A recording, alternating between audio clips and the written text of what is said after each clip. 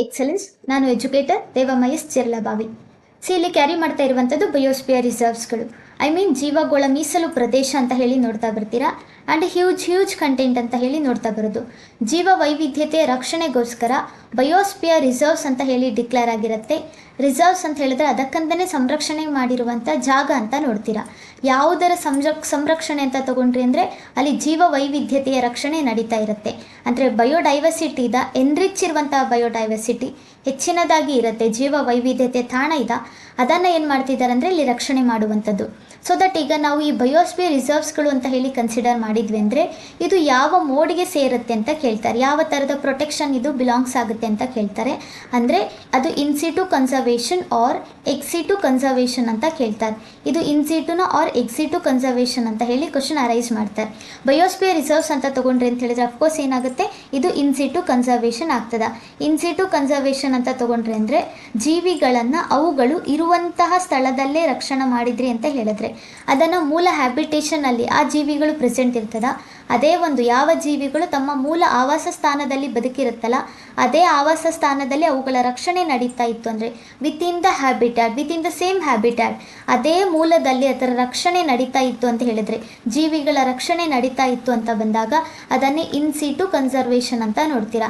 In situ conservation ಅಂದರೆ ಏನು ಬರುತ್ತೆ? ಕನ್ಸರ್ವೇಷನ್ ಅಂತ ಹೇಳಿದ್ರೆ ಸಂರಕ್ಷಣೆ, ಜೀವಿಗಳ ಸಂರಕ್ಷಣೆ ನಡೀತಾ ಇದ್ದ ಎಲ್ಲಿ ಅಂತ ಹೇಳಿದ್ರೆ ಅವುಗಳು ಇರುವಂಥ ಸ್ಥಳದಲ್ಲಿ, ಅದು ಎಲ್ಲಿಗೆ ಇರ್ತದಲ್ಲ ಅದೇ ಸ್ಥಳದಲ್ಲಿ ಅವುಗಳ ರಕ್ಷಣೆ ನಡೀತಾ ಇತ್ತು ಅಂದರೆ ಅದನ್ನೇ ಇನ್ಸಿಟು ಕನ್ಸರ್ವೇಷನ್ ಅಂತ ನೋಡ್ತೀರಾ. ಅದೇ ಥರ ಎಕ್ಸಿಟು ಕನ್ಸರ್ವೇಷನ್ ಅಂತ ಕನ್ಸಿಡರ್ ಮಾಡಿದ್ರಿ ಅಂದರೆ ಅಲ್ಲೇನಾಗ್ತದೆ, ಇರುವಂಥ ಸ್ಥಳವನ್ನು ರೀಪ್ಲೇಸ್ ಮಾಡ್ತಾ ಇರುವಂಥದ್ದು ಬೇರೊಂದು ಲೊಕೇಶನಲ್ಲಿ, ಬೇರೊಂದು ಸ್ಥಳದಲ್ಲಿ ಜೀವಿಗಳ ರಕ್ಷಣೆ ನಡೀತಾ ಬರುತ್ತೆ. ವಿತಿನ್ ನಾಟ್ ಸೇಮ್ ಹ್ಯಾಬಿಟ್ಯಾಟ್, ಅದೇ ಒಂದು ಲೊಕೇಶನಲ್ಲಿ ಅಲ್ಲ, ಬದಲಿಗೆ ಬೇರೊಂದು ಸ್ಥಳದಲ್ಲಿ ರಕ್ಷಣೆ ನಡೀತಾ ಇತ್ತು ಅಂತ ಬಂದಾಗ ಎಕ್ಸಿಟು ಕನ್ಸರ್ವೇಷನ್ ಅಂತ ಹೇಳಿ ನೋಡ್ತೀರಾ. ಎಕ್ಸಿಟು ಕನ್ಸರ್ವೇಷನ್ಗೆ ಯಾವ್ದು ಬರ್ತದೆ ಎಕ್ಸಾಂಪಲ್ ಅಂತ ತಗೊಂಡ್ರಂದ್ರೆ ಬೊಟಾನಿಕಲ್ ಗಾರ್ಡನ್ಸ್ಗಳು, ಸಸ್ಯೋದ್ಯಮ ಅಂತ ಹೇಳಿ ನೋಡ್ತೀರಾ. ಝೂ ಆಯಿತು, ಝೂಗಳಿದಾವೆ, ಪ್ರಾಣಿ ಸಂಗ್ರಹಾಲಯಗಳಿದಾವೆ ಅಂತ ಹೇಳಿದರೆ ಝೂ ಅಂತ ಹೇಳಿ ನೋಡ್ತೀರಾ. ಅಲ್ಲಿ ಏನಾಗ್ತಿದೆ ಅಂತ ಹೇಳಿದ್ರೆ ಜೀವಿಗಳ ರಕ್ಷಣೆ ನಡೀತಾ ಇದೆ. ಯಾವ ರೀತಿಯಾಗಿ? ಬೇರೊಂದು ಸ್ಥಳದಲ್ಲಿ, ಅದು ಇರುವಂಥ ಮೂಲ ಸ್ಥಳದಲ್ಲಿ ಅಲ್ಲ, ಬದಲಿಗೆ ಬೇರೊಂದು ಲೊಕೇಶನಲ್ಲಿ. ಎಕ್ಸಿಟು ಕನ್ಸರ್ವೇಷನ್ಗೆ ಬೆಸ್ಟ್ ಎಕ್ಸಾಂಪಲ್ ಅಂತ ತಗೊಂಡ್ರಂದ್ರೆ ಅಕ್ವೇರಿಯಂ ಮನೆಯಲ್ಲಿ ಅಲ್ಲಾದರೂ ಒಂದು ಲೊಕೇಶನಲ್ಲಿ ಇಟ್ಟಿರ್ತೀವಿ, ಆದರೆ ಆ ಮೀನುಗಳ ರಕ್ಷಣೆ ನಡೀತಾ ಇದೆ. ಅದು ಮೂಲ ಆವಾಸ ಸ್ಥಾನ, ಮೇ ಬಿ ಅದು ಫ್ರೆಶ್ ವಾಟರ್ ಸಿಹಿ ನೀರು ಅಥವಾ ನಮಗೆ ಇನ್ ರಿಟರ್ನ್ ಸಾಲ್ಟ್ ವಾಟರ್ ಉಪ್ಪು ನೀರು ಯಾವುದಾದ್ರೂ ಒಂದು ಲೊಕೇಶನಲ್ಲಿ ಇರಬೇಕಿತ್ತು. ಅದನ್ನು ತಗೊಂಬಂದು ನಮ್ಮ ಮನೆಯಲ್ಲಿ ನಾವು ರಕ್ಷಣೆ ಮಾಡ್ತಿದ್ದೀವಿ. ಆ ಕೆರೆ, ಹಳ್ಳ, ಕೊಳ್ಳ, ಸಮುದ್ರ ಆ ಜಾಗದಲ್ಲಿ ಇರಬೇಕಾದಂಥ ಫಿಶಸನ್ನು ತೊಗೊಂಬಂದು ನಮ್ಮ ಮನೆಯಲ್ಲಿ ಅಕ್ವೇರಿಯಮಲ್ಲಿ ನಾವು ರಕ್ಷಣೆ ಮಾಡ್ತಿದ್ದೀವಿ ಅಂದರೆ ಅದು ಎಕ್ಸಿಟು ಆಗುತ್ತೆ. ಇರುವಂಥ ಸ್ಥಳ ಅದಲ್ಲ, ಬಟ್ ನಾವೇನು ಮಾಡ್ತಿದ್ದೀವಿ? ರಕ್ಷಣೆ ಮಾಡ್ತಿದ್ದೇವೆ. ಯಾವ ರೀತಿಯಾಗಿ? ಬೇರೊಂದು ಸ್ಥಳದಲ್ಲಿ ತಂದು ರಕ್ಷಣೆ ಮಾಡ್ತಿದ್ದೀವಿ ಅಂದಾಗ ಅದು ಎಕ್ಸಿಟು ಕನ್ಸರ್ವೇಷನ್ ಅಂತ ಹೇಳಿ ನೋಡ್ತಾ ಬರೋದು. ಸೊ ದಟ್ ಇರುವಂಥ ಸ್ಥಳದಲ್ಲಿ ಜೀವಿಗಳ ರಕ್ಷಣೆ ನಡೀತಾ ಇತ್ತು ಅಂತ ಬಂದಾಗ ಅದನ್ನೇನಂತ ಹೇಳ್ತೀರಾ? In situ conservation. ಇಲ್ಲೇನಾಗ್ತಿದೆ ಅಂತ ಹೇಳಿದರೆ ಇನ್ಸಿಟು ಕನ್ಸರ್ವೇಷನ್. ಇಲ್ಲಿ ಬಯೋಸ್ಪಿಯರ್ ರಿಸರ್ವ್ಸ್ಗಳಿದಾವೆ ಅಂತ ಹೇಳಿದರೆ ಅದೇನಾಗುತ್ತೆ? ಇನ್ಸಿಟು ಕನ್ಸರ್ವೇಷನ್ ಮೋಡ್ ಅಂತ ಹೇಳಿ ನೋಡ್ತೀರಾ.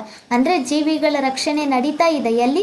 ಅವುಗಳು ಇರುವಂಥ ಸ್ಥಳದಲ್ಲಿ, ಅವುಗಳ ಮೂಲ ಆವಾಸ ಸ್ಥಾನದಲ್ಲಿ ರಕ್ಷಣೆ ನಡೀತಾ ಇದೆಯಲ್ಲ, ಅದಕ್ಕೋಸ್ಕರ ನಾವು ಹೇಳ್ತಾ ಬರ್ತೀವಿ ಬಯೋಸ್ಪಿಯರ್ ರಿಸರ್ವ್ಸ್ ಆಯಿತು, ನ್ಯಾಷನಲ್ ಪಾರ್ಕ್, ಟೈಗರ್ ರಿಸರ್ವ್ಸ್ಗಳಾಯಿತು, ನಮಗೆ ರಾಷ್ಟ್ರೀಯ ಉದ್ಯಾನವನ, ಟೈಗರ್ ರಿಸರ್ವ್ಸ್ಗಳು, ಹುಲಿ ಸಂರಕ್ಷಿತ ತಾಣ, ವೈಲ್ಡ್ ಲೈಫ್ ಸ್ಯಾಂಚುರಿ ಇದೆ, ವನ್ಯಜೀವಿ ಸಂರಕ್ಷಣಾ ತಾಣ, ಅವೆಲ್ಲ ಎಲ್ಲಿದ್ದಾವಲ್ಲ ಜೀವಿಗಳು ಅಲ್ಲೇ ರಕ್ಷಣೆ ನಡೀತಾ ಇದೆ. ಅದಕ್ಕೋಸ್ಕರ ಅವುಗಳನ್ನೆಲ್ಲ ನಾವೇನು ಯಾವ ಒಂದು ಗುಂಪಿಗೆ ಸೇರಿಸ್ತೇವೆ ಅಂದರೆ ಇನ್ಸಿಟು ಕನ್ಸರ್ವೇಷನ್ ಅಂತ ಹೇಳಿ ನೋಡುವಂಥದ್ದು. ಇಲ್ಲಿ ನಾವು ಸ್ಟಡಿ ಮಾಡ್ತಿರೋದೇನಿದೆ ಬಯೋಸ್ಪಿಯರ್ ರಿಸರ್ವ್ಸ್ಗಳು. ಬಯೋಸ್ಪಿಯರ್ ರಿಸರ್ವ್ ಅಂತ ತಗೊಂಡ್ರಿ ಅಂದರೆ ಜೀವಿಗಳು ಎನ್ರಿಚ್ ಇರುವಂಥ ಬಯೋಡೈವರ್ಸಿಟಿ ಇದೆ ವಿತ್ ಲಾರ್ಜ್ ಏರಿಯಾ ಕಂಟೆಂಟ್ ಅಂತ ನೋಡ್ತೀರಾ. ಈ ಬಯೋಸ್ಪಿಯರ್ ರಿಸರ್ವ್ಸ್ಗಳು ಎಂಥ ಸಂರಕ್ಷಣೆ ಆಗ್ತದ? ಹಾಗಾದರೆ ಇದನ್ನು ಇನ್ಸಿಟು ಕನ್ಸರ್ವೇಷನ್ ಅಂತ ಹೇಳಿ ಕರೀತಾ ಬರುತ್ತೆ. First point. ಹಾಗಾದರೆ ಬಯೋಸ್ಪಿಯರ್ ರಿಸರ್ವ್ ಅಂತ ಹೇಳಿದ್ರೆ ಏನೆಲ್ಲ ಒಳಗೊಂಡಿರ್ತದೆ, ಯಾವ ಯಾವ ಜಾಗದಲ್ಲಿ ಇರುತ್ತೆ ಜೀವಿಗಳ ರಕ್ಷಣೆ ಅಂತ ಹೇಳಿದ್ರೆ ಟೆರೆಸ್ಟ್ರಿಯಲ್ ಅಂದರೆ ಲ್ಯಾಂಡ್ ಲೊಕೇಶನ್, ಭೂಮಿ ಮೇಲೆ ಇರಬಹುದು, ಅಥವಾ ಸಾಗರದಲ್ಲಿರುವಂಥ ಜೀವಿಗಳ ರಕ್ಷಣೆಯೂ ಕೂಡ ನಡಿಬಹುದು. ಕರಾವಳಿ ಕೋಸ್ಟಲ್ ಕಮ್ಯುನಿಟಿಯಲ್ಲಿರುವಂಥ ಲೊಕೇಶನಲ್ಲಿರುವಂಥ ಜೀವಿಗಳ ರಕ್ಷಣೆ ಮಾಡುವಂಥದ್ದು.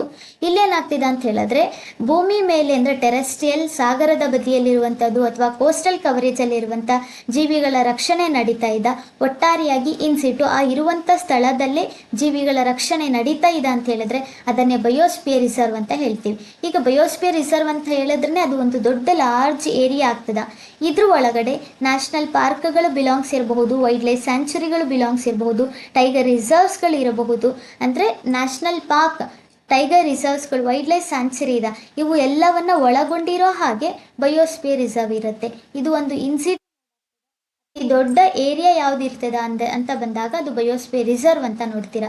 ಜೀವಗಳು ಮತ್ತೆ ಎನ್ರಿಚ್ ಇರುತ್ತೆ, ಜೀವ ವೈವಿಧ್ಯತೆ ಲೊಕೇಶನ್ ಇಲ್ಲಿ ಪ್ರಭೇದಗಳ ಸಂಖ್ಯೆ ಜಾಸ್ತಿ ಇರ್ತದ, ಸಸ್ಯ ಮತ್ತೆ ಪ್ರಾಣಿ ಪ್ರಭೇದಗಳ ಎನ್ರಿಚ್ ಇರ್ತದ, ಜಾಸ್ತಿ ಇರುತ್ತೆ, ಅವುಗಳ ರಕ್ಷಣೆ ಮಾಡ್ತಾ ಇರುವಂತಹದ್ದು.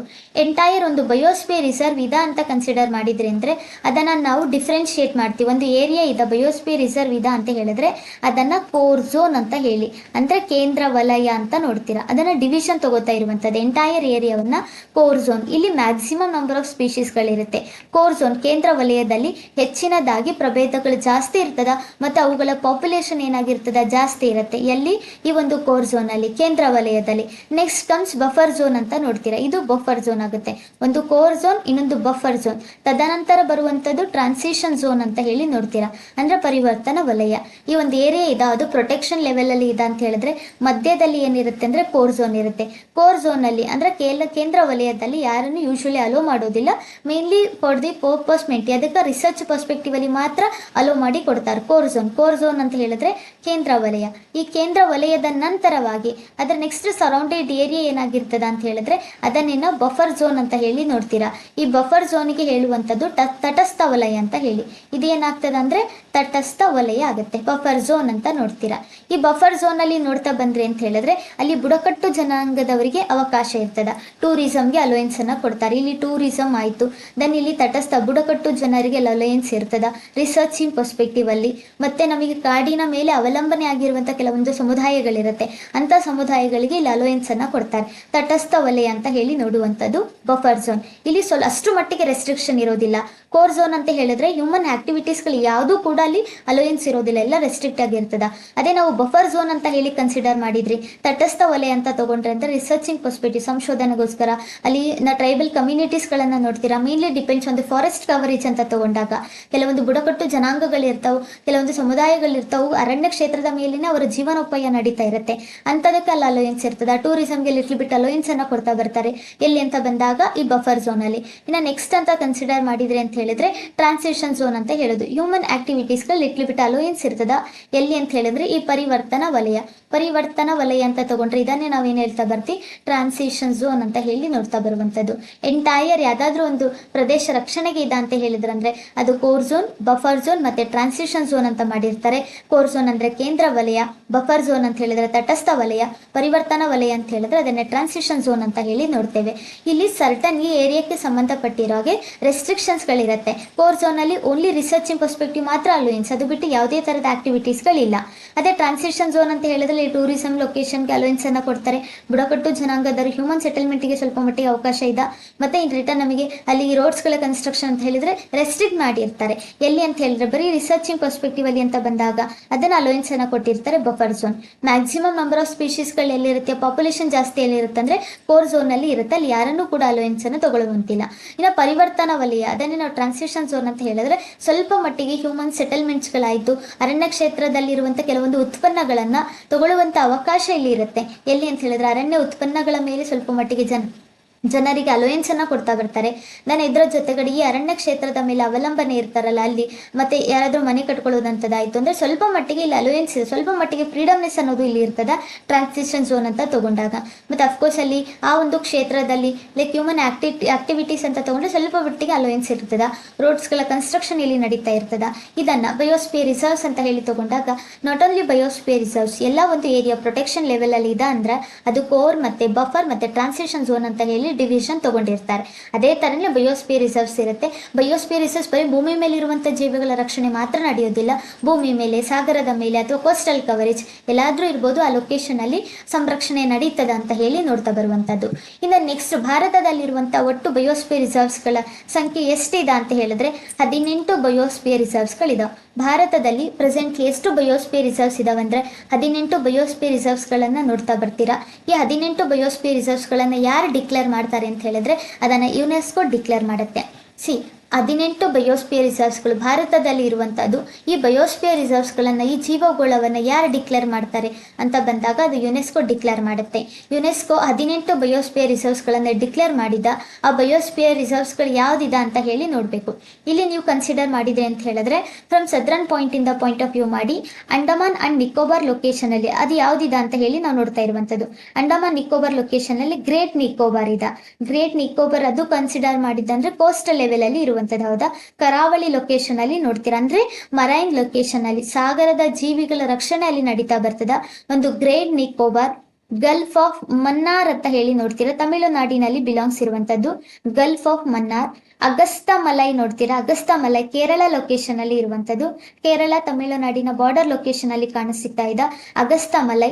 ದೆನ್ ನೀಲಗಿರಿ ಸ್ಟೇಷನ್ ಅಂತ ಹೇಳಿ ನೋಡ್ತೀರಾ, Karnataka belongs to which biosphere reserve ಅಂದ್ರೆ ನೀಲಗಿರಿ ಬಯೋಸ್ಪಿಯರ್ ರಿಸರ್ವ್ ಇದೆ ಅಂತ ನೋಡ್ತೀರಾ. ಅದೇ ತರ ಶೇಷಾಚಲಂ ಇದೆ, ಶೇಷಾಚಲಂ ಫ್ರಮ್ ಆಂಧ್ರ ಪ್ರದೇಶ್. ಆಂಧ್ರ ಪ್ರದೇಶದಲ್ಲಿ ಶೇಷಾಚಲಂ ನೀಲಗಿರಿ ಬಯೋಸ್ಪಿಯರ್ ರಿಸರ್ವ್ ಟ್ರೈ ಜಂಕ್ಷನ್ ಏರಿಯಾದಲ್ಲಿ ಇರುವಂತದ್ದು. ದೆನ್ ಅಗಸ್ತ ಮಲೈ ಅಂತ ನೋಡ್ತೀರಾ, ತಮಿಳುನಾಡು ಕೇರಳದ ಭಾಗದಲ್ಲಿ ಇದೆ. ಮತ್ತೆ ಗಲ್ಫ್ ಆಫ್ ಮನ್ನಾರ್ ಅಂತ ಹೇಳಿದ್ರೆ ತಮಿಳುನಾಡಿನಲ್ಲಿ ಬರುತ್ತೆ.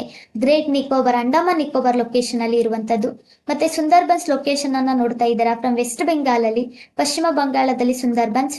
ಒಡಿಸ್ಸಾ ಲೊಕೇಶನ್ ಅಲ್ಲಿ ಇರುವಂತಹ ಸಿಮ್ಲಿಪಾಲ್. ಸಿಮ್ಲಿಪಾಲ್ ಲೊಕೇಶನ್ ಎಲ್ಲಿದೆ ಅಂದ್ರೆ ಅದು ಒಡಿಸ್ಸಾದಲ್ಲಿರುವಂತಹ ನ್ಯಾಷನಲ್ ಪಾರ್ಕು ಕೂಡ ಹೌದು. ಅದು ಒಂದು ಎಂಟೈರ್ ಬಯೋಸ್ಪಿಯರ್ ರಿಸರ್ವ್ ಅಂತ ನೋಡ್ತಿದ್ದೀರಾ. ಇನ್ನು ಮಧ್ಯಪ್ರದೇಶ್ ಮತ್ತೆ ಛತ್ತೀಸ್ಗಢ ಬಾರ್ಡರ್ ಲೊಕೇಶನ್ ಅಲ್ಲಿ ಇರುವಂತದ್ದು ಅಚಾನಕ್ ಮಾರ ಅಥವಾ ಅಮರಕಂಟಕ ಅಂತ ಹೇಳಿ ನೋಡುವಂಥದ್ದು. ಅಚಾನಕ್ ಮಾರ ಅದು ಒಂದು ಬಯೋಸ್ಪಿಯರ್ ರಿಸರ್ವ್. ಪಾಚ್ಮರ್ಹಿ ಅಥವಾ ಮಧ್ಯಪ್ರದೇಶದಿಂದ ಪಾಚ್ಮರ್ಹಿಯನ್ನ ನೋಡ್ತಾ ಬರ್ತೀರಾ, ಅದು ಮಧ್ಯಪ್ರದೇಶದಲ್ಲಿ ಇರುವಂತಹ ಬಯೋಸ್ಪಿಯರ್ ರಿಸರ್ವ್. ಅದೇ ತರ ಗುಜರಾತ್ ಅಲ್ಲಿ ಇರುವಂತಹ ರನ್ ಆಫ್ ಕಚ್ ಏರಿಯಾವನ್ನ ನೋಡ್ತಾ ಇದ್ದೀರಿ. ಗುಜರಾತ್ ಅಲ್ಲಿ ಇದು ಒಂದೇನಾಗ್ತದೆ ಕೋಸ್ಟಲ್ ಅಂತ ಹೇಳಿ ನೋಡ್ತೀರಾ, ಕರಾವಳಿ ತೀರದಲ್ಲಿರುವಂತಹ ಕೋಸ್ಟಲ್ ಅಲ್ಲಿರುವಂತಹ ಜೀವಿಗಳ ರಕ್ಷಣೆ ನಡೀತಾ ಇದೆ. ಅದಕ್ಕೆ ಮರೈನ್ ಕಂಟೆಂಟ್ ಸಾಗರೀಯ ಅಂತ ಹೇಳಿ ನೋಡ್ತಾ ಬರುವಂತದ್ದು ಅದು run of Kutch area from Gujarat. ಅದೇ ತರ ಮಧ್ಯಪ್ರದೇಶದಲ್ಲಿ ಪನ್ಹಾ ಬಯೋಸ್ಪಿಯರ್ ರಿಸರ್ವ್ ಅಂತ ನೋಡೋದು ಎಲ್ಲಿದ್ದ ಮಧ್ಯಪ್ರದೇಶದ ಲೊಕೇಶನ್ ಅಲ್ಲಿ. ನೋಕ್ರೇಕ್ ರಿಡ್ಜ್ ಇದೆ, ನೋಕ್ರೇಕ್ ಎಲ್ಲಿ ಬರ್ತದ, ನೋಕ್ರೇಕ್ ಮೇಘಾಲಯದ ಲೊಕೇಶನ್ ಅಲ್ಲಿ ಕಾಣ ಸಿಗ್ತಾ ಇದೆ, ನೋಕ್ರೇಕ್ ಅಂತ ನೋಡ್ತಿದ್ದೀರಿ. ದೆನ್ ಮಾನಸ್ ಎಲ್ಲಿ ಬರ್ತದ ಅಂತ ಹೇಳಿದ್ರೆ ಅದು ಅಸ್ಸಾಂ ಲೊಕೇಶನ್ ಅಲ್ಲಿ ಇದೆ. Manas Assam, Manas national park, Manas biosphere reserve ಇದೆ, ಅದೇ ಎಲ್ಲಿ ಬರ್ತಿದೆ ಅಂದ್ರೆ ಅಸ್ಸಾಂ ಲೊಕೇಶನ್ ಅಲ್ಲಿ. ಇನ್ನು ರಿಟರ್ನ್ ಅಸ್ಸಾಂ ಅಲ್ಲಿ ನೋಡ್ತಾ ಇರುವಂತದ್ದು ದಿಬ್ರು ಸೈಕೋವಾ ಇದೆ, ದಿಬ್ರು ಸೈಕೋವಾ.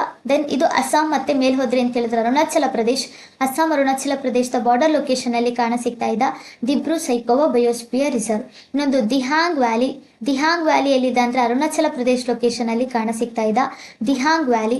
ದೆನ್ ಕಾಂಚನಜುಂಗವನ್ನ ನೋಡ್ತಾ ಬರ್ತೀವಿ, ಕಾಂಚನಜುಂಗ ಸಿಕ್ಕಿಂ ಅಲ್ಲಿರುವಂತಹ ಬಯೋಸ್ಪಿಯರ್ ರಿಸರ್ವ್. ಉತ್ತರಾಖಂಡ್ ಲೊಕೇಶನ್ ಇಂದ ಅಂತ ಕನ್ಸಿಡರ್ ಆದಾಗ ನಂದಾದೇವಿ ಬಯೋಸ್ಪಿಯರ್ ರಿಸರ್ವ್ ಇದೆ, ಉತ್ತರಾಖಂಡ್ ಅಲ್ಲಿ ನಂದಾದೇವಿ ಬಯೋಸ್ಪಿಯರ್ ರಿಸರ್ವ್. ಅದೇ ತರ ಕೋಲ್ಡ್ ಡೆಸರ್ಟ್ ಅಂತ ಹೇಳಿ ನೋಡ್ತೀರಾ, ಅದು ಹಿಮಾಚಲ್ ಪ್ರದೇಶ್ ಲೊಕೇಶನ್ ಅಲ್ಲಿ ಇರುವಂತದ್ದು ಕೋಲ್ಡ್ ಡೆಸರ್ಟ್. ಮೇಲ್ಗಡೆ ಹೋದ್ರೆ ಅಂದ್ರೆ ಲದಾಖ್ ಸಿಗುತ್ತೆ, ಹಿಮಾಚಲ್ ಪ್ರದೇಶ್ ಲದಾಖ್ ಬಾರ್ಡರ್ ಲೊಕೇಶನ್ ಅಲ್ಲಿ ಇರುವಂತದ್ದು ಶೀತಲ ಮರುಭೂಮಿ ಅಂದ್ರೆ ಕೋಲ್ಡ್ ಡೆಸರ್ಟ್ ಅಂತ ನೋಡ್ತೀರಾ. ಭಾರತದಲ್ಲಿ ಒಟ್ಟಾರೆಯಾಗಿ 18 ಬಯೋಸ್ಪಿಯರ್ ರಿಸರ್ವ್ಸ್ಗಳಿದಾವೆ. ಈ 18 ಬಯೋಸ್ಪಿಯರ್ ರಿಸರ್ವ್ಸ್ಗಳನ್ನು ಯಾರು ಡಿಕ್ಲೇರ್ ಮಾಡ್ತಾರೆ ಅಂತ ಹೇಳಿದ್ರೆ ಯುನೆಸ್ಕೋ ವತಿಯಿಂದ ಡಿಕ್ಲೇರ್ ಆಗುತ್ತೆ. ಆ 18 ಬಯೋಸ್ಪಿಯರ್ ರಿಸರ್ವ್ಸ್ಗಳು ಯಾವ್ದಿದಾವೆ ಅಂತ ಹೇಳಿ ನಾವು ನೋಡ್ತಾ ಬರುವಂಥದ್ದು. 18 ಬಯೋಸ್ಪಿಯರ್ ರಿಸರ್ವ್ಸ್ಗಳು ಗ್ರೇಟ್ ನಿಕೋಬಾರ್ ಅಂತ ನೋಡ್ತೀರಾ, ಅಂಡಮಾನ್ ಅಂಡ್ ನಿಕೋಬಾರ್ ಲೊಕೇಶನ್ ಅಲ್ಲಿ ಇರುವಂಥದ್ದು. ಗಲ್ಫ್ ಆಫ್ ಮನ್ನಾರ್ ಅಂತ ಹೇಳಿ ನೋಡುವಂಥದ್ದು. ಈ ಗಲ್ಫ್ ಆಫ್ ಮನ್ನಾರ್ ಲೊಕೇಶನ್ ಎಲ್ಲಿದೆ ಅಂತ ಹೇಳಿದ್ರೆ ತಮಿಳುನಾಡಿನಲ್ಲಿ ಇದೆ.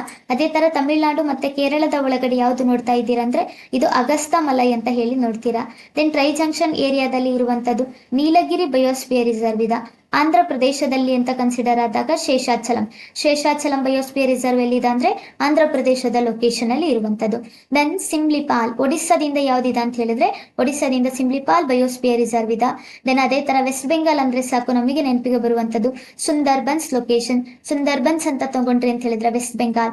ಛತ್ತೀಸ್ಗಢ ಮತ್ತೆ ಮಧ್ಯಪ್ರದೇಶದ ಲೊಕೇಶನ್ ಅಲ್ಲಿ ಯಾವ್ದಿದೆ ಅಂತ ಹೇಳಿದ್ರೆ ಅಮರಕಂಟಕ ಲೊಕೇಶನ್ ಇರುವಂತದ್ದು.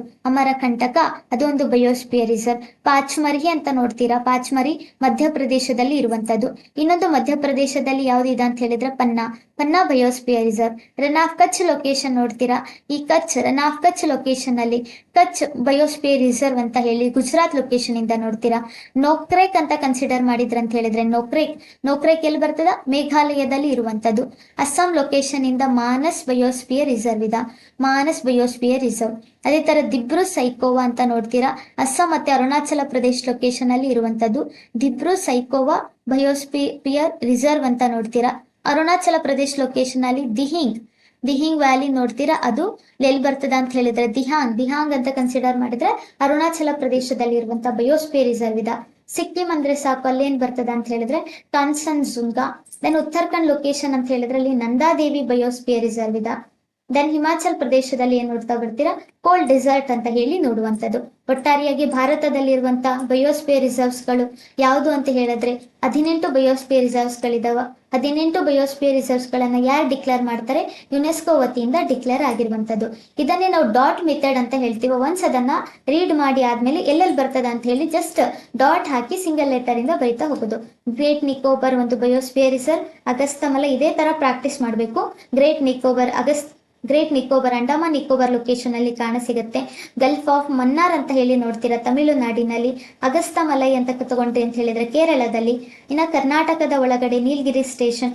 ಆಂಧ್ರ ಪ್ರದೇಶದಿಂದ ಶೇಷಾಚಲಂ ಅಂತ ನೋಡ್ತೀರಾ ಫ್ರಮ್ ಆಂಧ್ರ ಪ್ರದೇಶ್. ಒಡಿಸ್ಸಾದಿಂದ ಅಂತ ತಗೊಂಡ್ರೆ ಸಿಮ್ಲಿಪಾಲ್. ಸುಂದರ್ಬನ್ಸ್ ಲೊಕೇಶನ್ ಅಂತ ಹೇಳಿದ್ರೆ west Bengal. Then Chhattisgarh Madhya Pradesh location ಅಲ್ಲಿ ಅಚಾನಕ್ ಮಾರ, ಅಮರಕಂಟಕ, ಪಾಚ್ಮರಿ ಮಧ್ಯಪ್ರದೇಶದಲ್ಲಿರುವಂತ ಪಾಚ್ಮರಿ. ದೆನ್ ಪನ್ಹಾ ಅಂತ ನೋಡ್ತೀರಾ ಮಧ್ಯಪ್ರದೇಶದಲ್ಲಿ. ದೆನ್ ಗುಜರಾತ್ ಅಲ್ಲಿ ಅಂತ ತಗೊಂಡ್ರಿ ಅಂತ ಹೇಳಿದ್ರೆ ಗುಜರಾತ್ ಲೊಕೇಶನ್ ಅಲ್ಲಿ ರನ್ ಆಫ್ ಕಚ್. ಮೇಘಾಲಯದಲ್ಲಿ ನೋಕ್ರೇಕ್. ಮಾನಸ್ ಅಂತ ಹೇಳಿದ್ರೆ ಅಸ್ಸಾಂ. ದಿಬ್ರು ಸೈಕೋವಾ ಅಸ್ಸಾಂ. ಮತ್ತೆ ಅರುಣಾಚಲ ಪ್ರದೇಶ್ ದಿಹಾಂಗ್ ಅಂತ ಕನ್ಸಿಡರ್ ಮಾಡಿದ್ರಿ ಅಂತ ಹೇಳಿದ್ರೆ ಅದು ಅರುಣಾಚಲ ಪ್ರದೇಶ್ ಲೊಕೇಶನ್ ಅಲ್ಲಿ. ಸಿಕ್ಕಿಂ ಇಂದ ಕಾಂಚನಜುಂಗಾ. ಉತ್ತರಾಖಂಡ್ ಲೊಕೇಶನ್ ಇಂದ ನಂದಾದೇವಿ ಬಯೋಸ್ಪಿಯರ್ ರಿಸರ್ವ್. ಹಿಮಾಚಲ್ ಪ್ರದೇಶದಿಂದ ಕೋಲ್ಡ್ ಡೆಸರ್ಟ್ ಅಂತ ನೋಡ್ತೀರಾ. ಒಟ್ಟಾರೆಯಾಗಿ ಭಾರತದಲ್ಲಿರುವಂತದ್ದು 18 ಬಯೋಸ್ಪಿಯರ್ ರಿಸರ್ವ್ ಇದೆ. ಇನ್ ದಟ್ 18 ಬಯೋಸ್ಪಿಯರ್ ರಿಸರ್ವ್ಸ್ ಗಳಲ್ಲಿ 12 ಬಯೋಸ್ಪಿಯರ್ ರಿಸರ್ವ್ಸ್ ಗಳು ಏನಾಗ್ತದ, ಅದು ಮ್ಯಾಬ್ ಪ್ರೋಗ್ರಾಮ್ ಅಡಿ ಒಳಗಡೆ ಇರುವಂತದ್ದು ಅಂತ ನೋಡ್ತೀರಾ. ಯಾರು ಡಿಕ್ಲೇರ್ ಮಾಡ್ತಿದ್ದಾರೆ, ಯುನೆಸ್ಕೋ ವತಿಯಿಂದ ಡಿಕ್ಲೇರ್ ಆಗ್ತಿದೆ ಅಂತ ಹೇಳಿ ನೋಡ್ತೀರಾ. 18 ಬಯೋಸ್ಪಿಯರ್ ರಿಸರ್ವ್ಸ್ ಗಳು ಯಾವುದು ಅಂತ ಹೇಳಿ ನೋಡ್ಬೇಕು. ಅದರಲ್ಲಿ ನಾವು ಯುನೆಸ್ಕೋ ಡಿಕ್ಲೇರ್ ಮಾಡುವಂಥದ್ದು, ಯುನೆಸ್ಕೋ ಅಂತ ತಗೊಂಡಾಗ united nation educational scientific and cultural organisation ಅಂತ ನೋಡ್ತೀರಾ. ಈ ಯುನೆಸ್ಕೋ ಸ್ಥಾಪನೆಯಾಗಿದ್ದು ಯಾವಾಗ, 1945 ನವೆಂಬರ್ 16ಕ್ಕೆ ಯುನೆಸ್ಕೋ ಸ್ಥಾಪನೆ ಆಗ್ತದ. ಅದು ಯುನೈಟೆಡ್ ಕಿಂಗ್ಡಮ್ ಲಂಡನ್ ನಲ್ಲಿ ಇನಿಷಿಯಲಿ ಸ್ಥಾಪನೆಯಾಗುವಂಥದ್ದು. ವಿಶ್ವಸಂಸ್ಥೆ ಒಳಗಡೆ ಇರುವಂತ ಒಂದು ವಿಶೇಷ ಸೇವಾ ಸಂಸ್ಥೆ ಅಂತ ನೋಡ್ತೀರಾ ಯುನೆಸ್ಕೋವನ್ನ. ಯುನೈಟೆಡ್ ನೇಷನ್ ಆರ್ಗನೈಸೇಷನ್ ಇದೆ ಅಂದ್ರೆ ವಿಶ್ವಸಂಸ್ಥೆ. ಈ ವಿಶ್ವಸಂಸ್ಥೆ ಒಳಗಡೆ ವಿಶ್ವಸಂಸ್ಥೆ ಇದೆ. ಈ ವಿಶ್ವಸಂಸ್ಥೆಯ ಅಡಿ ಒಳಗಡೆ ವಿಶೇಷ ಸೇವಾ ಸಂಸ್ಥೆಗಳು ಬರುತ್ತೆ. ಅದನ್ನೇ ನಾವು ಸ್ಪೆಷಲೈಸ್ಡ್ ಏಜೆನ್ಸಿ ಅಂತ ಹೇಳಿ ನೋಡ್ತೀರಾ. ಈ ಸ್ಪೆಷಲೈಸ್ಡ್ ಏಜೆನ್ಸಿ ಒಳಗಡೆ ವಿಶೇಷ ಸೇವಾ ಸಂಸ್ಥೆ ಒಳಗಡೆ ಇರುವಂತ ಒಂದು ಸಂಸ್ಥೆ ಅಂತ ಹೇಳಿದ್ರೆ ಅದನ್ನೇ ಯುನೆಸ್ಕೋ ಅಂತ ಹೇಳಿ ನೋಡ್ತಾ ಬರುವಂತದ್ದು. ಯುನೆಸ್ಕೋ ಅಂತ ಹೇಳಿದ್ರೆ united nations educational scientific and cultural organisation ಅಂತ ನೋಡೋದು. ಅದರ ಕೇಂದ್ರ ಕಚೇರಿ ಎಲ್ಲಿ ಬರ್ತದ, ಫ್ರಾನ್ಸ್ನ ಪ್ಯಾರಿಸ್ ಒಳಗಡೆ ಪ್ರೆಸೆನ್ಸ್ ಇದೆ. ಇದು ಕಲೆ, ಶಿಕ್ಷಣ, ವಿಜ್ಞಾನ, ಸಂಸ್ಕೃತಿಯ ಒಳಗಡೆ ಮೀನ್ಸ್ ಇನ್ ರಿಟರ್ನ್ ಅಂತಾರಾಷ್ಟ್ರೀಯ ಮಟ್ಟದಲ್ಲಿ ಶಾಂತಿ ಸ್ಥಾಪನೆಗೋಸ್ಕರ ಸಹಕಾರ ಮಾಡುವಂಥದ್ದು. ದೇಶದ ಒಳಗಡೆ ರಾಷ್ಟ್ರದ ಮಧ್ಯೆ ಶಾಂತಿ ಮತ್ತೆ ಭದ್ರತೆಯನ್ನು ಕಲ್ಪಿಸಿಕೊಡುವಂತಹ ದೃಷ್ಟಿಕೋನದಿಂದ ಈ ಒಂದು ಯುನೆಸ್ಕೋ ಸಹಕಾರ ಮಾಡ್ತದ ವಿಶ್ವಸಂಸ್ಥೆಗೆ ಅಂತ ನೋಡ್ತೀರಾ. ವಿಶ್ವಸಂಸ್ಥೆ ಒಳಗಡೆ ಯುನೆಸ್ಕೋ ಇದೆನಾ, ಹೌದು. ಸ್ಪೆಷಲೈಸ್ಡ್ ಏಜೆನ್ಸಿಯಾಗಿ ವಿಶ್ವಸಂಸ್ಥೆ ಒಳಗಡೆ ಯುನೆಸ್ಕೋ ಸ್ಥಾನ ಪಡೆದಿದೆ ಅಂತ ನೋಡ್ತೀರಾ. ಯಾವಾಗ ಇದು ಸ್ಥಾಪನೆ ಆಗಿದೆ ಅಂತ ನೋಡ್ಬೇಕು. ಮತ್ತೆ ಇದರ ಕೇಂದ್ರ ಕಚೇರಿ ಎಲ್ಲಿದೆ. ಯುನೆಸ್ಕೋ ಸೈಟ್ಸ್ ಅಂತ ನೋಡ್ತೀರಾ. ಕೆಲವೊಂದು ಪ್ರದೇಶಗಳನ್ನು ಇದನ್ನು ಸಂರಕ್ಷಣೆ ಮಾಡ್ತದ. ಇದು ಬಯೋಸ್ಪಿಯರ್ ರಿಸರ್ವ್ಸ್ ಗಳನ್ನ ಡಿಕ್ಲೇರ್ ಮಾಡಿ ಅವುಗಳನ್ನು ಸಂರಕ್ಷಣೆ ಮಾಡುವಂತ ನಿಟ್ಟಿನಲ್ಲಿ ನಾವು ನೋಡ್ತಾ ಬರ್ತೀವಿ. ಇದೇನಿದೆ ಅಂತ ಹೇಳಿದ್ರೆ ಬಯೋಸ್ಪಿಯರ್ ರಿಸರ್ವ್ಸ್ ಗಳು. ಈ ಬಯೋಸ್ಪಿಯರ್ ರಿಸರ್ವ್ಸ್ ಗಳು 18 ಬಯೋಸ್ಪಿಯರ್ ರಿಸರ್ವ್ಸ್ ಇದೆ. ಅದರ ಒಳಗಡೆ ಯುನೆಸ್ಕೋ ಮತ್ತೆ ಅಗೇನ್ ಏನ್ ಮಾಡಿದ ಅಂತ ಹೇಳಿದ್ರೆ ಮ್ಯಾಪ್ ಪ್ರೋಗ್ರಾಮ್ ಅನ್ನ ತಂದಿರುವಂತದ್ದು ಅಂತ ನೋಡ್ತೀರಾ. ಮ್ಯಾನ್ ಅಂಡ್ ಬಯೋಸ್ಪಿಯರ್ ಪ್ರೋಗ್ರಾಮ್ ಅಂತ ಹೇಳಿ ನೋಡ್ತಾ ಬರುವಂತದ್ದು ಮ್ಯಾಪ್ ಫುಲ್ ಫಾರ್ಮ್ ಏನಂತ ಕೇಳ್ತಾರೆ. ಮ್ಯಾಬ್ ಅಂತ ಹೇಳಿದ್ರೆ ಏನಂತಾರೆ, ಮ್ಯಾನ್ ಅಂಡ್ ಬಯೋಸ್ಪಿಯರ್ ಪ್ರೋಗ್ರಾಮ್ ಅಂತ ಹೇಳಿ ನೋಡುವಂಥದ್ದು. ಇದನ್ನು 1971ರಲ್ಲಿ ಯುನೆಸ್ಕೋ ಅಡಿ ಒಳಗಡೆ ತಂದಿರುವಂಥ ಪ್ರೋಗ್ರಾಮ್ ಇದು. ಆಲ್ರೆಡಿ 18 ಬಯೋಸ್ಪಿಯರ್ ರಿಸರ್ವ್ಸ್ಗಳಿದಾವೆ. ಈ 18 ಬಯೋಸ್ಪಿಯರ್ ರಿಸರ್ವ್ಸ್ಗಳಲ್ಲಿ ಯಾವ ಬಯೋಸ್ಪಿಯರ್ ರಿಸರ್ವ್ ಅಲ್ಲಿ ಹ್ಯೂಮನ್ ಆಕ್ಟಿವಿಟೀಸ್ಗಳು ಜಾಸ್ತಿ ನಡೆಯೋದಾಯ್ತು, ಯಾವ ಬಯೋಸ್ಪಿಯರ್ ರಿಸರ್ವ್ಗೆ ಕುತ್ತು ಬರ್ತಾ ಇದ್ದಲ್ಲ, ಅದರ ಅಭಿವೃದ್ಧಿಗೆ ತೊಂದರೆ ಆಗ್ತಿದಲ್ಲ, ಯಾವ ಜೀವ ವೈವಿಧ್ಯತೆಗೆ ಯಾವ ಲೊಕೇಶನಲ್ಲಿ ತೊಂದರೆ ಆಗ್ತಿದಲ್ಲ, ಅದನ್ನು ಮ್ಯಾಪ್ ಪ್ರೋಗ್ರಾಮ್ ಅಡಿ ಒಳಗಡೆ ಸೇರಿಸಿ ಅವುಗಳನ್ನು ಸ್ಪೆಷಲ್ ಆಗಿ ರಕ್ಷಣೆ ಮಾಡ್ತಾ ಬರ್ತಾರೆ. ಅದನ್ನೇ ಮ್ಯಾಪ್ ಪ್ರೋಗ್ರಾಮ್ ಅಂತ ಹೇಳಿ ನೋಡ್ತಾ ಬರುವಂಥದ್ದು. ಭಾರತದಲ್ಲಿ ಮೊಟ್ಟ ಮೊದಲ ಬಾರಿಗೆ ಸ್ಥಾಪನೆಗೊಂಡಂಥ ಬಯೋಸ್ಪಿಯರ್ ರಿಸರ್ವ್ ಯಾವುದು ಅಂತ ಹೇಳಿದ್ರೆ ಅದು ನೀಲಗಿರಿ ಬಯೋಸ್ಪಿಯರ್ ರಿಸರ್ವ್ ಅಂತ ನೋಡ್ತೀರಾ. ಇನ್ ದ ಇಯರ್ 1986 1986ರಲ್ಲಿ ಮೊಟ್ಟ ಮೊದಲ ಬಾರಿಗೆ ನೀಲಗಿರಿ ಬಯೋಸ್ಪಿಯರ್ ರಿಸರ್ವ್ ಅಂತ ಹೇಳಿ ಡಿಕ್ಲೇರ್ ಆಗಿರುವಂಥದ್ದು. ಅಂದರೆ ಕರ್ನಾಟಕ ಯಾವ ಬಯೋಸ್ಪಿಯರ್ ಬಯೋಸ್ಪಿಯರ್ ರಿಸರ್ವ್ಗೆ ಬಿಲಾಂಗ್ಸ್ ಆಗ್ತದ, ನೀಲಗಿರಿ ಬಯೋಸ್ಪಿಯರ್ ರಿಸರ್ವ್ಗೆ ಬಿಲಾಂಗ್ಸ್ ಆಗ್ತದೆ. ಹೌದಾ? ಸೊ ದಟ್ ನಾವು ಹೈಲಿ ಫೋಕಸ್ ಮಾಡ್ತಿರುವಂಥದ್ದು ಯಾವುದಂದ್ರೆ ನೀಲಗಿರಿ ಬಯೋಸ್ಪಿಯರ್ ರಿಸರ್ವ್ನ ಬಗ್ಗೆ ನಾವು ಡಿಸ್ಕಸ್ ಮಾಡ್ತಾ ಇರುವಂಥದ್ದು. ಯಾಕಂದ್ರೆ ಕರ್ನಾಟಕ ನೀಲಗಿರಿ ಬಯೋಸ್ಪಿಯರ್ ರಿಸರ್ವ್ಗೆ ಬಿಲಾಂಗ್ಸ್ ಆಗ್ತಾ ಬರ್ತದ. ಭಾರತದಿಂದ ಮೊಟ್ಟ ಮೊದಲ ಬಾರಿಗೆ ಡಿಕ್ಲೇರ್ ಆದಂತಹ ಬಯೋಸ್ಪಿಯರ್ ರಿಸರ್ವ್ ಯಾವುದು ಅಂತ ಹೇಳಿದ್ರೆ ನೀಲಗಿರಿ ಬಯೋಸ್ಪಿಯರ್ ರಿಸರ್ವ್. ಮತ್ತೆ ಇನ್ ರಿಟರ್ನ್ ಯಾವ ವರ್ಷ ಅಂತ ಕೇಳ್ತಾರೆ, 1986ರಲ್ಲಿ. ಅಗೇನ್ ಈ ನೀಲಗಿರಿ ಬಯೋಸ್ಪಿಯರ್ ರಿಸರ್ವ್ ಏನಿದೆ ಮ್ಯಾಪ್ ಪ್ರೋಗ್ರಾಮ್ ಒಳಗಡೆ ಇದೆ ಅಂತ ಹೇಳಿ ನಾವು ನೋಡ್ತಾ ಬರ್ತೀವಿ. ಮ್ಯಾಪ್ ಅಂತ ಹೇಳಿದ್ರೆ ಮ್ಯಾನ್ ಅಂಡ್ ಬಯೋಸ್ಪಿಯರ್ ಪ್ರೋಗ್ರಾಮ್ ಇದೆ. ಯುನೆಸ್ಕೋ ಅಂತ ಹೇಳಿದಾಗ ಯುನೆಸ್ಕೋ ಫುಲ್ ಫಾರ್ಮ್ ಏನಂತ ನೋಡ್ಬೇಕು, ಯಾವ ವರ್ಷ ಸ್ಥಾಪನೆ ಆಗಿದೆ, ಮತ್ತೆ ಫ್ರಾನ್ಸ್ನ ಪ್ಯಾರಿಸ್ ಒಳಗಡೆ ಅದರ ಒಂದು ಕೇಂದ್ರ ಕಚೇರಿ ಇದೆ ಅಂತ ನೋಡ್ತೀರಾ. ಈಗ highly focusing on Nilgiri station ಬಗ್ಗೆ, ನೀಲಗಿರಿ ಬಯೋಸ್ಪಿಯರ್ ರಿಸರ್ವ್ನ ಬಗ್ಗೆ ಅತಿ ಹೆಚ್ಚಾಗಿ ಫೋಕಸ್ ಮಾಡ್ತಾ ಬರ್ತೀವಿ. ಈ ಮ್ಯಾಬ್ ಪ್ರೋಗ್ರಾಮ್ ಇದಲ್ಲ, ಮ್ಯಾಬ್ ಪ್ರೋಗ್ರಾಮ್ ಅಂತ ತಗೊಂಡ್ರೆ ಅಂದ್ರೆ ಮ್ಯಾನ್ ಅಂಡ್ ಬಯೋಸ್ಪಿಯರ್ ಅಂತ ಹೇಳ್ತೀರಾ. ಬಯೋಸ್ಪಿಯರ್ ಅಂತ ಹೇಳಿದ್ರೆ ಜೀವಗೋಳ, ಮತ್ತೆ ಮ್ಯಾನ್ ಅಂತ ಹೇಳಿದ್ರೆ ಮನುಷ್ಯ. ಈ ಮನುಷ್ಯ ಮತ್ತೆ ಈ ಒಂದು ಜೀವಗೋಳ ಅಂದ್ರೆ ಜೀವಿಗಳು, ಇವುಗಳ ಮಧ್ಯೆ ಒಂದು ಸಮಾನಾಂತರವನ್ನ ಕಾಯ್ಕೋಬೇಕಾಗ್ತದ, ಇವುಗಳ ಮಧ್ಯೆ ಸುಧಾರಣೆಯನ್ನ ತರಬೇಕಾಗ್ತದ. ಪರಿಸರದ ನಡುವೆ ಮತ್ತೆ ಇನ್ ರಿಟರ್ನ್ ಜನರ ನಡುವೆ, ಪರಿಸರ ಅಂದ್ರೆ ಜೀವಿಗಳು ಬರುತ್ತೆ, ನಾವು ಮನುಷ್ಯ ಅಂತ ತಗೊಂಡಾಗ ಮ್ಯಾನ್, ಇವರಿಬ್ಬರ ಮಧ್ಯೆ ಒಂದು ಅನುವಾದ ಇರಬೇಕಾಗ್ತದೆ, ಒಂದು ಸುಧಾರಣೆ ಇರಬೇಕಾಗ್ತದ. ಸೊ ದಟ್ ಅಲ್ಲಿರುವಂತ ಜೀವಿಗಳನ್ನ ಕಾಪಾಡ್ಕೋಬೇಕು, ಜೀವ ವೈವಿಧ್ಯತೆಯನ್ನ ಕಾಪಾಡಬೇಕಲ್ಲ, ಆ ನಿಟ್ಟಿನಿಂದ ಮ್ಯಾಬ್ ಪ್ರೋಗ್ರಾಮ್ ಅನ್ನ ತರ್ತಾರೆ. ಯಾವ ಬಯೋಸ್ಪಿಯರ್ ರಿಸರ್ವ್ಸ್ ಅದು ಕುತ್ತಿ ಇರುತ್ತಲ್ಲ, ಮನುಷ್ಯನ ಆಕ್ಟಿವಿಟಿ ಹೆಚ್ಚಾಗಿ ಇರುತ್ತಲ್ಲ, ಅಂತ ಬಯೋಸ್ಪಿಯರ್ ರಿಸರ್ವ್ಸ್ಗಳನ್ನು ಮ್ಯಾಬ್ ಪ್ರೋಗ್ರಾಮ್ ಅಡಿಯಲ್ಲಿ ಹಾಕಿ ಸಂರಕ್ಷಣೆ ಮಾಡ್ತಿದ್ದಾರೆ. ನೀಲಗಿರಿ ಬಯೋಸ್ಪಿಯರ್ ಅನ್ನೋದು ಕೂಡ ಮ್ಯಾಬ್ ಪ್ರೋಗ್ರಾಮ್ ಅಡಿ ಒಳಗಡೆ ಇರುವಂಥದ್ದು. ಇನ್ ದ ಇಯರ್ 2000 ಇಸ್ವಿ ಒಳಗಡೆ ಏನಾಗಿದೆ ಅಂದ್ರೆ ನೀಲಗಿರಿಯನ್ನ ಮ್ಯಾಬ್ ಪ್ರೋಗ್ರಾಮ್ ಅಡಿ ಒಳಗಡೆ ಹಾಕಿದ್ದಾರೆ. ಮ್ಯಾಬ್ ಅಂದ್ರೆ ಏನು, ಇಲ್ಲಿ ಮನುಷ್ಯ ಮತ್ತೆ ಜೀವಿಗಳ ಮಧ್ಯೆ ಅದ್ರ ಮಧ್ಯೆ ಒಂದು ಸುಧಾರಣೆ ಇರಬೇಕಾಗ್ತದ. ಆ ನಿಟ್ಟಿನ ಒಳಗಡೆ ಅವರ ಮಧ್ಯೆ ಯಾವುದೇ ತರದ ಕಾನ್ಫ್ಲಿಕ್ಟ್ ಇರುವಂತಿಲ್ಲ, ಪರಿಸರದ ಸಂರಕ್ಷಣೆಗೋಸ್ಕರ ಮನುಷ್ಯ ಶ್ರಮಿಸಬೇಕಾಗ್ತದ. ಸೊ ದಟ್ ಆ ನಿಟ್ಟಿನ ಒಳಗಡೆ ಆ ಬಯೋಸ್ಪಿಯರ್ ನಿಯರ್ಲಿ ಇರುವಂತ ಜನ ಸಮುದಾಯ ಆಯಿತು, ಬುಡಕಟ್ಟು ಜನಾಂಗದವರ ಅಂಥವ್ರಿಗೆ ಏನು ಮಾಡ್ತಾರೆ, ಅವೇರ್ನೆಸ್ ಅನ್ನು ಕೊಡುವಂಥ ನಿಟ್ಟಿನ ಒಳಗಡೆ ಮ್ಯಾಬ್ ಪ್ರೋಗ್ರಾಮ್ ಅನ್ನು ತಂದಿದ್ದಾರೆ. ಇದನ್ನು ಸ್ಪೆಷಲ್ ಆಗಿ ಆ ಏರಿಯಾವನ್ನ ಕವರ್ ಮಾಡ್ತಾರೆ. ಈ ತರ ಮ್ಯಾಬ್ ಪ್ರೋಗ್ರಾಮ್ ಅಲ್ಲಿ ಅಡಿ ಇರುವಂತಹ ಬಯೋಸ್ಪಿಯರ್ ರಿಸರ್ವ್ಸ್ಗಳ ಸಂಖ್ಯೆ ಎಷ್ಟಿದೆ ಅಂದ್ರೆ 12 ಬಯೋಸ್ಪಿಯರ್ ರಿಸರ್ವ್ಸ್ಗಳು ಮ್ಯಾಬ್ ಪ್ರೋಗ್ರಾಮ್ ಅಡಿ ಒಳಗಡೆ ಇದಾವೆ. ರೀಸೆಂಟ್ಲಿ ಯಾವುದು ಮ್ಯಾಬ್ ಪ್ರೋಗ್ರಾಮಿಗೆ ಸೇರಿರುವಂಥದ್ದು ಅಂತ ಹೇಳಿದ್ರೆ ಪನ್ನಾ ಬಯೋಸ್ಪಿಯರ್ ರಿಸರ್ವ್ ಏನಿದಲ್ಲ, ಇತ್ತೀಚೆಗೆ ಮ್ಯಾಬ್ ಪ್ರೋಗ್ರಾಮ್ ಅಡಿ ಒಳಗಡೆ ಸೇರಿದ ಅಂತ ನೋಡ್ತೀರಾ. ಪನ್ನಾನು ಕೂಡ ಏನಾಗಿದೆ ಅಂತ ಹೇಳಿದ್ರೆ ಮ್ಯಾಬ್ ಪ್ರೋಗ್ರಾಮ್ ಅಲ್ಲಿ ಇದೆ. ಯಾವ್ಯಾವ್ದು ಮ್ಯಾಬ್ ಪ್ರೋಗ್ರಾಮ್ ಅಡಿ ಒಳಗಡೆ ಬರುತ್ತೆ, ಔಟ್ ಆಫ್ 18 ಬಯೋಸ್ಪಿಯರ್ ರಿಸರ್ವ್ಸ್ಗಳು 12 ಬಯೋಸ್ಪಿಯರ್ ರಿಸರ್ವ್ಸ್ಗಳು ಏನಿದಾವಲ್ಲ ಅದು ಮ್ಯಾಬ್ ಪ್ರೋಗ್ರಾಮ್ ಅಡಿ ಒಳಗಡೆ ಇರುವಂತದ್ದು. ಯಾವುದು ಬಯೋಸ್ಪಿಯರ್ ರಿಸರ್ವ್ಸ್ಗಳು ಮ್ಯಾಬ್ ಪ್ರೋಗ್ರಾಮ್ ಅಲ್ಲಿ ಇದೆ ಅಂತ ಹೇಳಿದ್ರೆ ಅವುಗಳಿಗೆ ಸರ್ಕಲ್ ಮಾಡಲಾಗಿದೆ. ಇಲ್ಲಿ ಗ್ರೇಟ್ ನಿಕೋಬಾರ್ ಅಂತ ನೋಡ್ತೀರಾ, ಗಲ್ಫ್ ಆಫ್ ಮನ್ನಾರ್ ಒಂದಿದ, ಅಗಸ್ತಮಲೈ ಲೊಕೇಶನ್ ಇದೆ, ನೀಲಗಿರಿ ಸ್ಟೇಷನ್ ಇದೆ. ಅದು ಬಿಟ್ರೆ ನಾವು ಸುಂದರ್ಬನ್ಸ್ ಲೊಕೇಶನ್, ಸಿಮ್ಲಿಪಾಲ್, ದೆನ್ ಅಚಾನಕ್ ಮಾರಾ, ಪಾಚ್ಮರ್ಹಿ, ಮತ್ತೆ ಇತ್ತೀಚೆಗೆ ಪನ್ನಾನು ಕೂಡ ಮ್ಯಾಬ್ ಪ್ರೋಗ್ರಾಮ್ ಅಡಿ ಒಳಗಡೆ ಇರುವಂತದ್ದು. ನೋಕ್ರೇಕ್ ರಿಡ್ಜ್, ಮತ್ತೆ ಸಿಕ್ಕಿಂ ಇಂದ ಕಾಂಚನಜುಂಗಾ, ದೆನ್ ಲೇಟರ್ ನಂದಾ ದೇವಿ, ಇಷ್ಟನ್ನ ನೋಡ್ತೀವಿ. ಒಟ್ಟಾರೆ ಎಷ್ಟಿದಾವ ಅಂತ ಹೇಳಿದ್ರೆ ಯಾವುದು ಸರ್ಕಲ್ ಮಾಡಲಾಗಿದಲ್ಲ ಆ ಬಯೋಸ್ಪಿಯರ್ ರಿಸರ್ವ್ಸ್ಗಳೇನಿದೆ ಮ್ಯಾಬ್ ಪ್ರೋಗ್ರಾಮ್ ಅಡಿ ಒಳಗಡೆ ಇಲ್ಲ. ಮ್ಯಾಪ್ ಪ್ರೋಗ್ರಾಮ್ ಅಲ್ಲಿ ಇದೆ ಅಂತ ಹೇಳಿದ್ರೆ ಯುನೆಸ್ಕೋ ವತಿಯಿಂದ ಅಲ್ಲಿ ಸ್ಪೆಷಲ್ ಆಗಿ ಫಂಡ್ ಬರುತ್ತೆ. ಅಲ್ಲಿರುವಂತಹ ಬುಡಕಟ್ಟು ಜನಾಂಗದವರ ಒಂದು ಜೀವನೋಪಾಯಕ್ಕೋಸ್ಕರ ಅವರು ಫಿನಾನ್ಷಿಯಲ್ ಸಪೋರ್ಟ್ ಮಾಡ್ತಾರೆ. ಅಲ್ಲಿರುವಂತಹ ಜನರಿಗೆ ಅವೇರ್ನೆಸ್ ಅನ್ನ ಕೊಡ್ತಾರೆ, ಪರಿಸರದ ಬಗ್ಗೆ ಕಾಳಜಿ ವಹಿಸೋ ತರ ಮಾಡ್ತಾರೆ. ಅವರು ಅತಿ ಹೆಚ್ಚಾಗಿ ಅರಣ್ಯ ಕ್ಷೇತ್ರದ ಮೇಲೆ ಡಿಪೆಂಡ್ ಆಗುವಂತಿಲ್ಲ, ಹಂಟಿಂಗ್ ಮಾಡೋದಾಯ್ತು ಇವನ್ನೆಲ್ಲ ನಿಷೇಧ ಮಾಡಬೇಕು. ಆ ನಿಟ್ಟಿನ ಒಳಗಡೆ ಮ್ಯಾಪ್ ಪ್ರೋಗ್ರಾಮ್ ಅನ್ನ ತಂದಿದ್ದಾರೆ. ಆ ಮ್ಯಾಪ್ ಪ್ರೋಗ್ರಾಮ್ ಒಳಗಡೆ ಬಯೋಸ್ಪಿಯರ್ ರಿಸರ್ವ್ಸ್ ಗಳನ್ನ ಇನ್ಕ್ಲೂಡ್ ಮಾಡಿ ಸ್ಪೆಷಲ್ ಕೇರಿಂಗ್ ಅನ್ನ ನೀಡ್ತಾ ಬರ್ತಾರೆ. ಇದೇ ಮ್ಯಾಪ್ ಪ್ರೋಗ್ರಾಮ್. ಹಾಗಾದ್ರೆ ನೀಲಗಿರಿ ಬಯೋಸ್ಪಿಯರ್ ರಿಸರ್ವ್ ಅನ್ನೋದು ಮ್ಯಾಪ್ ಪ್ರೋಗ್ರಾಮ್ ಅಡಿಯಲ್ಲಿ ಇದೇನಾ ಅಂತ ಕೇಳಿದ್ರೆ ಅಫ್ಕೋರ್ಸ್ ಇನ್ ದ ಇಯರ್ 2000 ಒಳಗಡೆ ಮ್ಯಾಪ್ ಪ್ರೋಗ್ರಾಮ್ ಒಳಗಡೆ ನೀಲಗಿರಿ ಬಯೋಸ್ಪಿಯರ್ ಅನ್ನು ಸೇರಿಸಿದ್ದಾರೆ. ಮೊಟ್ಟ ಮೊದಲ ಬಾರಿಗೆ ಡಿಕ್ಲೇರ್ ಆದಂತಹ ಬಯೋಸ್ಪಿಯರ್ ರಿಸರ್ವ್ ಯಾವುದು ಅಂತ ಹೇಳಿದ್ರೆ ಭಾರತದಲ್ಲಿ ಅದು ನೀಲಗಿರಿ ಬಯೋಸ್ಪಿಯರ್ ರಿಸರ್ವ್ ಆಗಿರುತ್ತೆ. ಕರ್ನಾಟಕ ನೀಲಗಿರಿ ಬಯೋಸ್ಪಿಯರ್ ರಿಸರ್ವ್ಗೆ ಬಿಲಾಂಗ್ಸ್ ಆಗೋದ್ರಿಂದ ನಾವು ನೀಲಗಿರಿ ಬಯೋಸ್ಪಿಯರ್ ರಿಸರ್ವ್ನ ಬಗ್ಗೆ ಡೀಟೇಲ್ ಆಗಿ ನೆಕ್ಸ್ಟ್ ಸೆಷನ್ ಅಲ್ಲಿ ನೋಡುವ. ಇಷ್ಟು ನಿಮಗೆ ಬಯೋಸ್ಪಿಯರ್ ರಿಸರ್ವ್ ಯಾವ್ದಿದೆ, ಯಾರಿದನ್ನ ಡಿಕ್ಲೇರ್ ಮಾಡ್ತಿದ್ದಾರೆ, ಮ್ಯಾಪ್ ಪ್ರೋಗ್ರಾಮ್ ಅಂದ್ರೆ ಏನು, ಯಾವಾಗ ಮ್ಯಾಪ್ ಪ್ರೋಗ್ರಾಮ್ ಬಂದಿದೆ 71ರಲ್ಲಿ ಬಂದಿರುತ್ತೆ. ಯುನೆಸ್ಕೋ ಅಂತ ಬಂದಾಗ ಅದು ವಿಶ್ವಸಂಸ್ಥೆಯಲ್ಲಿ ಸೇರಿರುವಂತ ವಿಶೇಷ ಸೇವಾ ಸಂಸ್ಥೆ ಅಂತ ಹೇಳಿ ನಾವು ನೋಡ್ತಾ ಬರ್ತೀವಿ. ಮತ್ತೆ 18 ಬಯೋಸ್ಪಿಯರ್ ರಿಸರ್ವ್ಸ್ಗಳು ಯಾವ್ದು ಅಂತ ರೀಕಾಲ್ ಮಾಡಬೇಕು. ಮತ್ತೆ ಅದರಲ್ಲಿರುವಂತಹ 12 ಬಯೋಸ್ಪಿಯರ್ ರಿಸರ್ವ್ಸ್ಗಳು ಏನಾಗುತ್ತೆ ಮ್ಯಾಪ್ ಪ್ರೋಗ್ರಾಮ್ ಅಡಿ ಒಳಗಡೆ ಇದೆ. ಇದನ್ನೆಲ್ಲ ಯಾರು ಡಿಕ್ಲೇರ್ ಮಾಡ್ತಿದ್ದಾರೆ, ಯುನೆಸ್ಕೋ ವತಿಯಿಂದ ಡಿಕ್ಲೇರ್ ಆಗ್ತದ ಅಂತ ನೋಡ್ತೀರಿ. ಹೌದಾ, ಇಷ್ಟು ಡೀಟೇಲ್ಸ್ ಗಳನ್ನ ಪದೇ ಪದೇ ರಿವಿಷನ್ ತಗೋಬೇಕು. ನೆಕ್ಸ್ಟ್ ನಾವು ಪ್ಯೂರ್ಲಿ ನೀಲಗಿರಿ ಬಯೋಸ್ಪಿಯರ್ ರಿಸರ್ವ್ಸ್ ನ ಬಗ್ಗೆ ಡಿಸ್ಕಸ್ ಮಾಡುವ.